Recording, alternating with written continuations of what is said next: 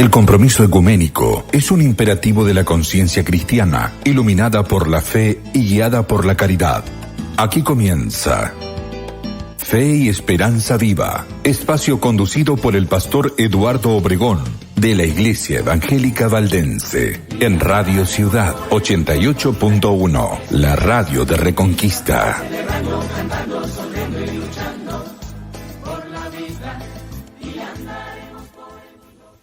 Buenos días, estimados y estimadas oyentes.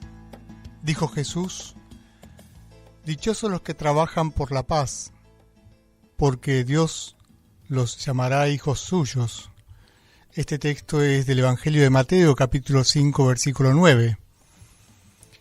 Muchas veces hemos experimentado y también hemos oído de otras personas que al hacer un bien a otros o a otras, al tener un acto solidario, sentimos que recibimos más de lo que damos.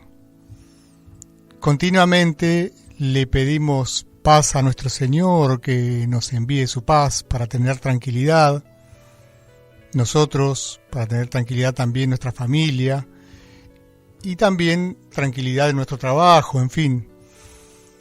Dios siempre está dispuesto a brindarnos su paz, pero la paz de Dios florece y se multiplica cuando nos comprometemos con la vida digna de las otras personas que están alrededor nuestro, cuando trabajamos por la vida buena para todos. Es entonces que la paz de nuestro Señor crece en nosotros, porque tenemos la tranquilidad de haber hecho lo bueno. Tenemos la tranquilidad de haber sido coherentes con el Evangelio de Jesús. Amén.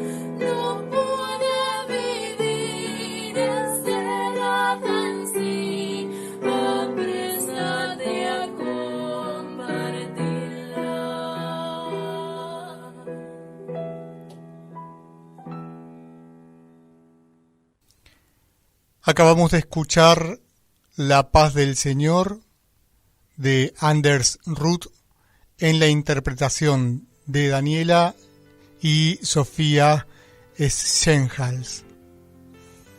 Este es el microprograma número 10. Estamos llegando a este número de esta audición que dimos en llamar Fe y Esperanza Viva, que se transmite por Radio Ciudad, FM 88.1, los lunes de 9 a 9:30.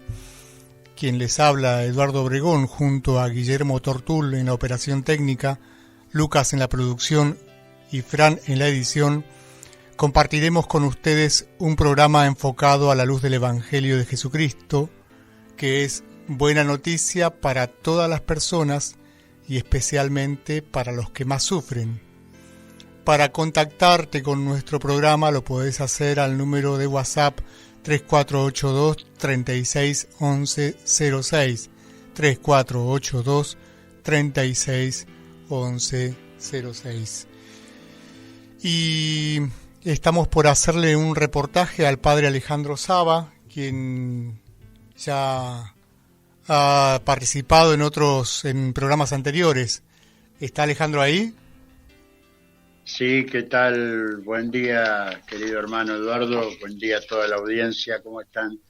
Buen día, padre. Alejandro, te presentamos, sacerdote de la Iglesia Católica Ortodoxa de Antioquía, aquí en la ciudad de Reconquista. Desarrollás tu ministerio pastoral en la parroquia San Jorge, que está ubicada en la calle Obligado 329, ¿no es cierto?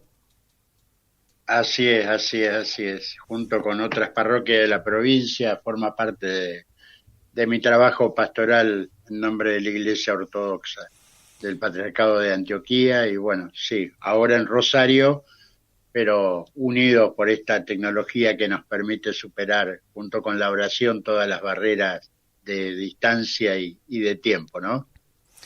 Muchas gracias, Alejandro, por tu predisposición para con este programa. Ya es la segunda vez que estás participando, que tenés la buena voluntad de dar parte de tu tiempo para esta emisión. Muchas gracias.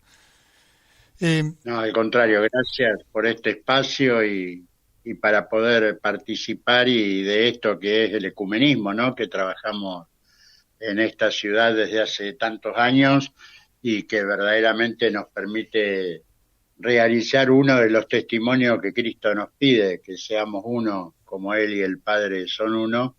Y bueno, este es un camino bendito que hay que fortalecerlo desde todo punto de vista. Amén.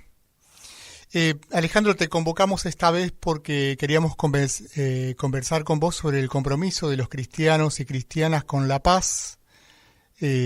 Tema que se puso de manifiesto ahora, desgraciadamente, con esta triste guerra de Rusia contra Ucrania y que, por otra parte, disparó en vastos sectores de la sociedad una actitud rusofóbica. Cuando quiero decir rusofóbico me refiero al odio al pueblo ruso y a sus diversas manifestaciones en lo cultural, en lo deportivo, en lo religioso. Y también vimos en los medios de comunicación que con violencia e ignorancia incluso también han estigmatizado a la Iglesia Ortodoxa rusa y a todos los cristianos ortodoxos en general. Por eso es que te estamos convocando. Y para comenzar este reportaje, quería que nos des un pantallazo sobre ¿qué es la Iglesia Ortodoxa? ¿Cuáles son sus orígenes? Y si cuando hablamos de la Iglesia Ortodoxa o del cristianismo ortodoxo hablamos de muchas iglesias, de una sola, en fin, queremos que nos clarifiques, que nos enseñes sobre esto. Bueno, voy a tratar de hacer un brevísimo resumen de cómo se conforma el cristianismo en el mundo. La Iglesia Ortodoxa tiene su origen en el Colegio Apostólico, ¿no? Y la Iglesia primitiva, que llamamos primitiva de los primeros siglos, se mantiene unida a la Iglesia en general hasta el año 1054, donde se produce el cisma entre Oriente y Occidente. Ahora bien, ¿cómo llega la Iglesia cristiana al año 1054? Organizada con lo que llamamos la Iglesia de la Pentarquía, o sea, 5 sedes, 5 patriarcados o 5 papados en el mundo cristiano. Estos 5 patriarcados son el de Jerusalén, el de Antioquía, al cual pertenece la Iglesia Ortodoxa que yo pastoralmente presido, de Alejandría, actualmente en Egipto, la iglesia de Constantinopla y la iglesia de Roma. Estas 5 cabeceras de la iglesia cristiana, cada una tiene su papa o patriarca. Es un término similar en cuanto al significado de presidencia de la iglesia, y culturalmente responde a cada una de las situaciones geográficas y culturales donde cada arzobispado se fue desarrollando. Por eso quien preside esas diócesis es cabeza de la iglesia. Por eso hablamos del obispo de Roma, el obispo de Jerusalén, o de cada una de las de estas sedes, ¿no? Como es el obispo de Antioquía. Ahora bien, a medida que se va dando la prédica de la iglesia, van surgiendo distintas iglesias, en este caso, o después del 1054 pasaron a identificarse con el término de ortodoxo, y una de ellas, justamente y apuntando a esta situación que hoy nos ocupa y hace que tengamos que estar haciendo este tipo de aclaraciones, en el año 988, vía distintas expediciones que mandan desde Kiev a todo el mundo occidental, el zar, casado con una cristiana ortodoxa o de Oriente todavía, decide pedir el bautismo y así bautizar a todo el pueblo, y así se establece en Kiev, que es la fuente de donde después surge la Rusia que hoy conocemos después de tantos siglos, estamos hablando de más de 1000 años, adopta la fe ortodoxa también en esa región. Y la Iglesia Ortodoxa, después de lo que fue esta separación entre Oriente y Occidente, admite y tiene iglesias autocéfalas o autónomas dentro de su misma organización. Por eso permanecen los 4 patriarcados históricos de Jerusalén, Antioquía, Alejandría y Constantinopla, actualmente Estambul, ocupada por los turcos, y después surgen distintas iglesias autónomas que son reconocidas por el Patriarcado Ecuménico, que reside justamente en Estambul, en la Catedral de Santa Sofía.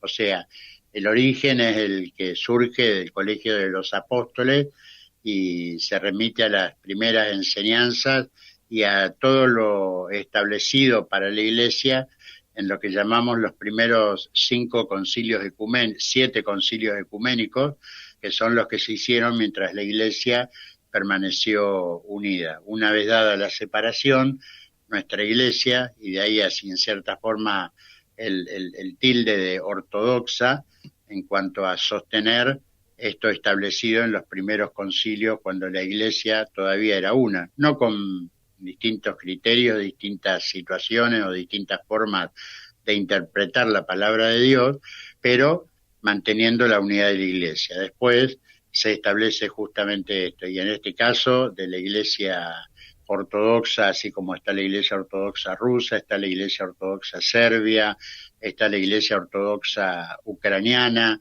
y así a medida que van surgiendo, motivados por el crecimiento de la Iglesia y porque, bueno, deciden estar y vivir una vida autónoma con propio sínodo, que es el Consejo de los Obispos, para regir los destinos de su forma de profesar la fe. Pero la unidad y la Iglesia Ortodoxa es una, organizada con distintas regiones, distintas autoridades, pero la Iglesia Ortodoxa en su postulado y en su derecho canónico es una para todos, ¿no es cierto? Entonces, así nos lleva a una iglesia que hoy, como bien vos dijiste antes, Eduardo, está en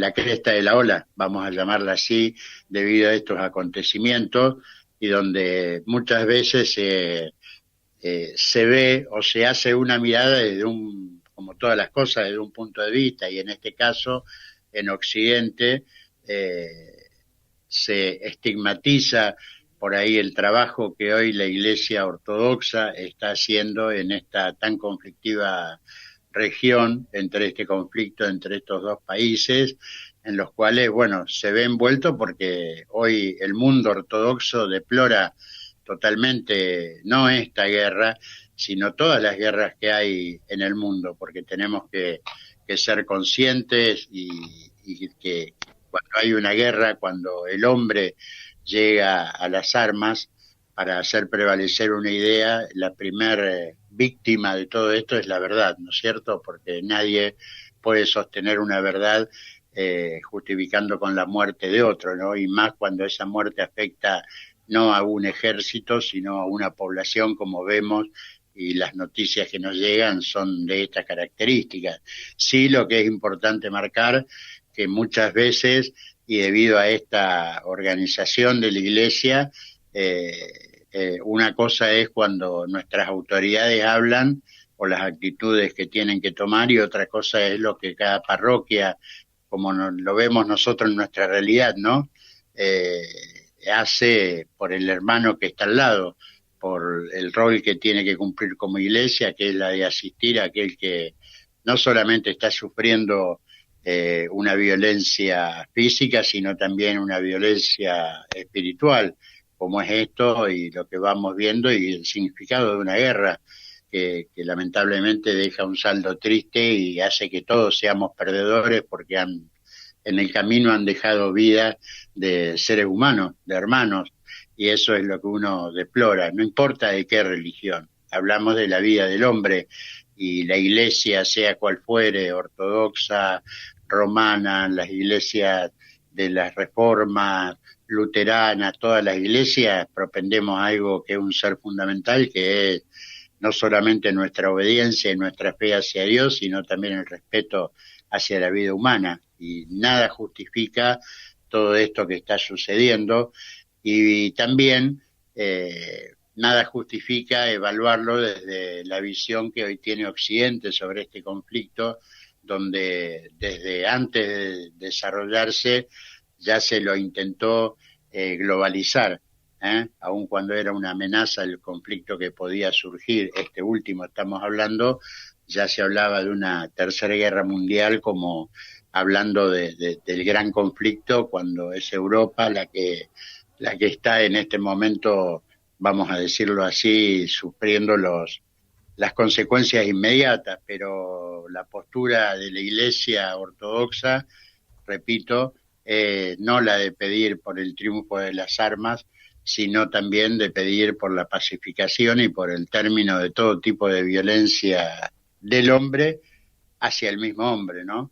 Y esto es lo que hoy nos duele, particularmente a nosotros, porque son dos pueblos de una raigambre ortodoxa. Lo repito, la primera región convertida hacia el cristianismo ortodoxo es la región de Kiev, de donde surge todo lo que conocemos hoy como Rusia y todos sus países satélites que han surgido a partir de las reformas que hemos tenido. Y es la Iglesia ortodoxa la que durante largas décadas en el siglo pasado sufrió el comunismo, esta forma de vida que se intentó imponer, y bueno, fueron muchísimos los templos destruidos, la prohibición a profesar la fe, conocemos lo que es el doctrinario de las ideas comunistas, por lo menos aquellas de aquella época, y entonces también es una iglesia que subsistió en el sótano de las casas, con la iglesia y la gente rezando en sus hogares porque no podían manifestarse. El comunismo en el siglo pasado dejó más de 10.000 sacerdotes y obispos, clero en general, muertos en toda esta persecución que la iglesia tuvo. Así que también hay una iglesia sufriente, no solamente de lo que es sufrir por lo que el ser humano vive hoy en día en esta modernidad o posmodernidad, como la llamamos, sino que también es por las distintas formas de pensamientos políticos en cada país, en cada región, ¿no? Entonces, también es bueno que conozcamos, y yo agradezco particularmente este espacio para poder marcar esta situación. No hay iglesia, no puede haber iglesia que bendiga un arma. que bendiga la paz. Muchas veces, y nos ha pasado, nosotros en el año 82 rezábamos y pedíamos a Dios que bendiga a nuestro ejército para poder triunfar. Y si bien es una causa justa, pero es una guerra también, y muchas veces no se mira el objetivo de aquel que emprende una guerra, sino a los soldados, que son seres humanos, y a quienes viven en esas regiones que lamentablemente están en conflicto.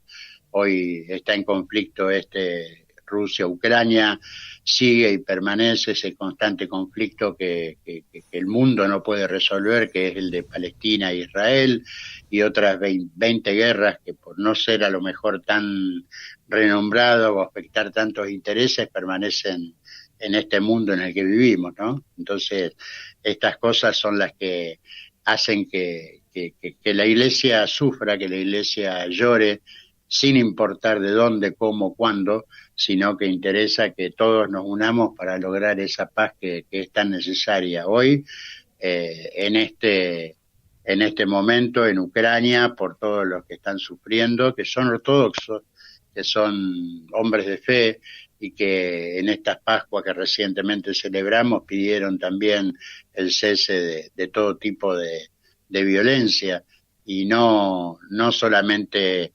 el ortodoxo ucraniano, sino que lo pidió el ortodoxo que responde al patriarcado de Moscú y a cada uno de los patriarcados que hay allí. Entonces, lamentablemente, el mundo o las informaciones tienden a veces a unificar criterios, y a establecer a veces hasta utilizar el término de guerra santa.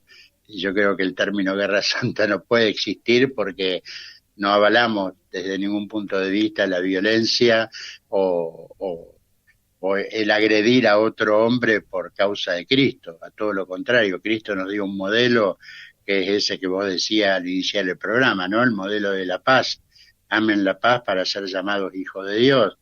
Y lejos estamos de poder avalar y una guerra, todo lo contrario. Somos los sacerdotes de todas las iglesias que hay en Ucrania, porque también hay iglesias que dependen de Occidente, de Roma, de otros obispados y de otras iglesias que están trabajando, asistiendo a aquellos hermanos que hoy están sufriendo una consecuencia que no tiene que ver con la religión, sino que tiene que ver con determinados fines políticos, que no me corresponde a mí ser el relator de las causas o por qué hoy estalla esta guerra en esta región, que compromete a dos pueblos que son cristianos ortodoxos y que estamos buscando por todos los medios de ayudarlos, de respaldarlos y de poder manifestar nuestro apoyo y aliviar desde las oraciones hasta la ayuda práctica todo el sufrimiento que hoy el pueblo de Ucrania y el pueblo de Rusia también, porque son rusos los que mueren también,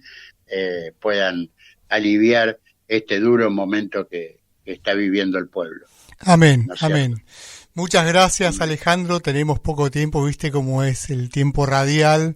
Y en todo caso te convocaremos en otro momento para seguir tratando otros temas de interés. Muchas gracias por tu predisposición. Y bueno, ¿cuándo vas a andar por aquí, por Reconquista? ¿Cuándo estás pensando? Ya pasada la primera quincena vamos a estar celebrando liturgia nuevamente allá en Reconquista, como estuvimos sobre el fin del mes pasado, de abril. Te agradezco mucho y ya después les avisaré, así lo pueden difundir y ayudarnos a convocar a nuestros fieles. Perfecto, perfecto. Muchas gracias, Alejandro, que tengas una bendecida semana. Gracias y una bendecida semana, y la paz y el amor para toda Reconquista y toda la zona y todos los oyentes. Que Dios nos bendiga a todos. Gracias. Vamos a cerrar entonces el programa, ya estamos en hora. Vamos a hacer una brevísima oración por la paz. Preparemos el corazón. Que la paz del Señor te acompañe en el camino, que te dé fuerzas en las luchas diarias que tendrás, que esa misma paz cubra tu sueño y puedas ver en cada amanecer alguna señal del amor de Dios, que puedas ser paz para otros y otras, señal de compromiso y paz. Amén.